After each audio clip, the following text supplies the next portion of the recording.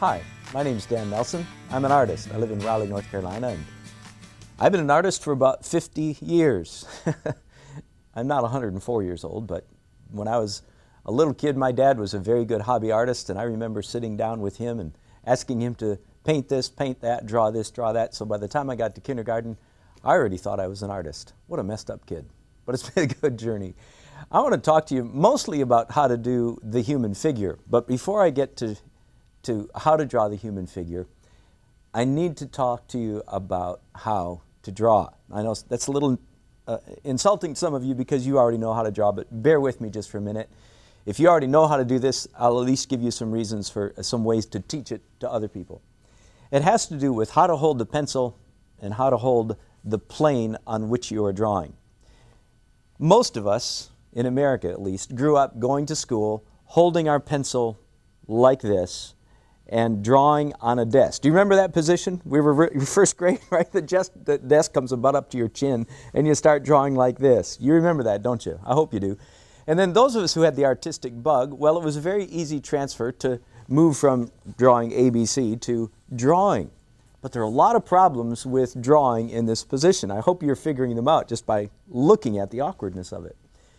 Well, two things have to happen simultaneously. One is you need to change the way you hold the pencil or the drawing instrument. And by the way, I just want to make a point that I'm drawing using a very ordinary pencil. I want you to know you can draw with anything.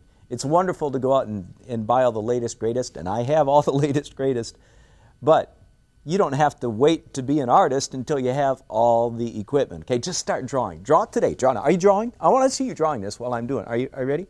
I'll give you a second. Time's up. Okay. Ready. So you hold your drawing instrument like this. Can you figure that out? Rather than holding it the way you learned in first, second, and third grade, you hold it at a side angle. Now, sometimes I like to tuck it under my pinky so I have even a little bit more rigidity, but that's getting a little fancy.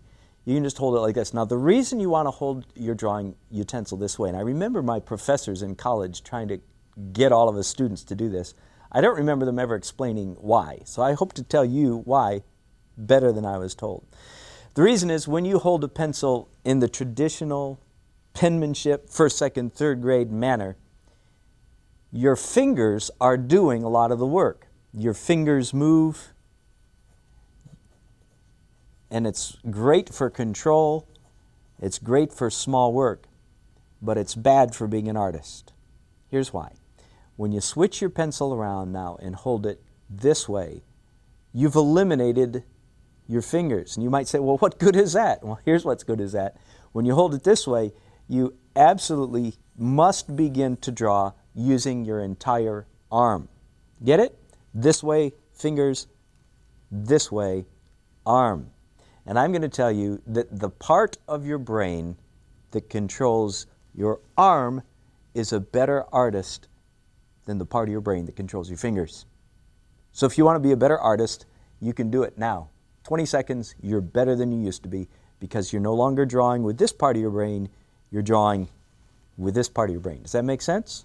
Okay, now something else has to happen in order for this to work, and that is you need to get rid of the third grade school desk angle of the paper. When you look at a piece of paper sitting on a table or sitting on a desk in front of you like this, you're looking at this plane at an oblique angle. Big word means you're looking at a slant. Got it? And when you're doing that, you're demanding that your brain run through a very complex set of calculations to compensate for the extreme perspective that's on that plane. Does that make sense? So if you want to make yourself a better artist, in 2 seconds, you simply do this. 1001, 1002. And I'm a better artist because now I've eliminated that oblique angle. Now the plane is pointing at my nose, or at your nose, if you're following me, and you're a better artist. Now, holding your pencil or your drawing utensil and drawing with your whole arm makes sense. Didn't make sense this way. That is awkward as can be. But it makes sense. You got that? If you will do this, you'll be a better artist instantly. Look, Ma, I'm a better artist. Be sure to show her when she comes home, won't you? I hope you have a good time drawing. I look forward to talking to you again. Thanks.